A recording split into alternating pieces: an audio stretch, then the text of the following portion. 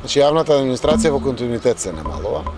Прво беше 180.000 секупната јавна администрација поради политичката криза за главен парламент, се дава мандат на идниот премиер, не се дава мандат, ќе има избори, ќе нема избори. Сето тоа овозможи еден дел од администрацијата да се намали, а без да се пополнува. Кога станав премиер беше 165.000. Во моментот е 148 или 149.000. Значи таа, иако се пополнува на потребните места, не се пополнува со таква динамика како што се упразнува. Прво треба да знаат граѓаните дека таа се намалува.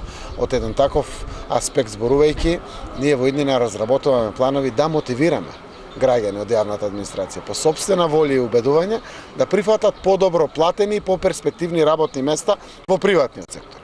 И сите тие алатки ќе бидат навремено испрезентирани кај сите луѓе, затоа што еден дел државата ќе го финансира во одреден период, за да може да се преквалификуваат сите тие луѓе, но целта е тие да имат и повисоки плати и поголема можност за напредување и за растење на платите и севкупно нивно интелектуално напредување како граѓани наши.